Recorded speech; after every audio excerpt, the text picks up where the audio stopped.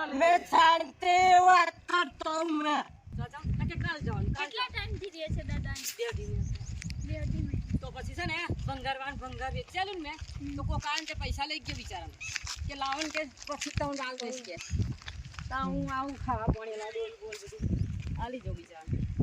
દાદા શું નામ છે? ગુજરાતી સમજો છો? નામ શું છે?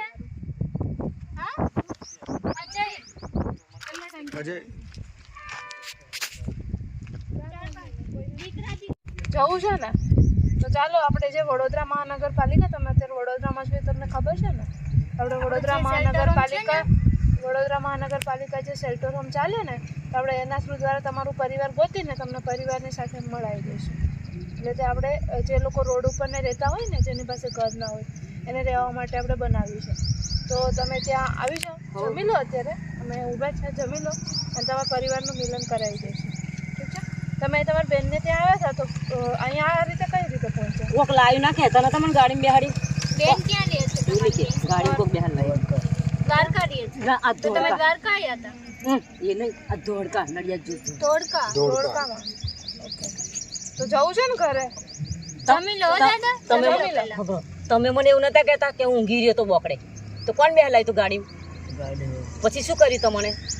રાખે ગયા 4 મહિના પછી શું કામ કરાવતા હતા?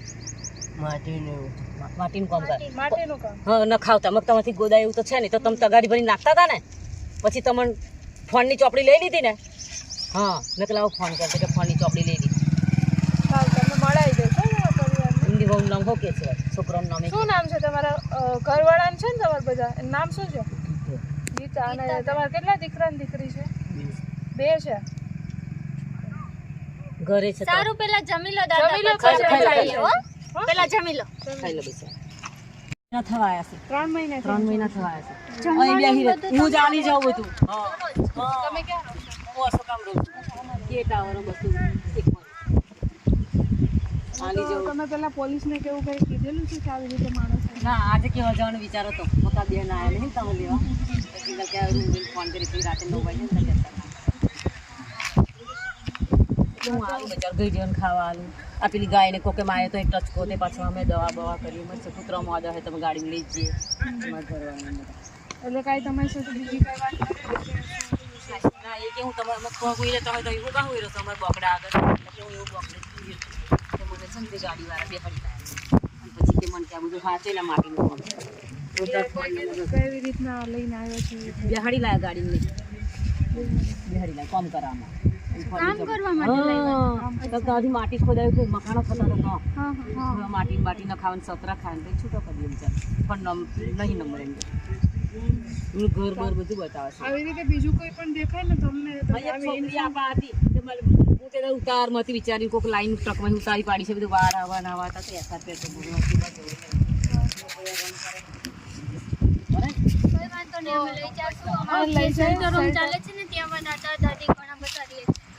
અને જે વડોદરા મહાનગરપાલિકા છે ને એમને શેલ્ટર હોમ બનાવ્યા છે વડોદરામાં. તો એવી રીતે બધી સંસ્થા અને એએમસી બંને ટાઈપ કરીને ચાલે છે. તો એમાં આવી રીતે જો લોકોને ઘર નથી ને એ લોકોને અમે રેસ્ક્યુ કરીને ઘરમાં રાખીએ છીએ. તો એવી રીતે અમે એ લોકોને ત્યાં રાખશું અને 24 hours માટે જે પણ જમવાનું જે હશે ને ત્યાંથી જ પૂરું પાડી દઈશું.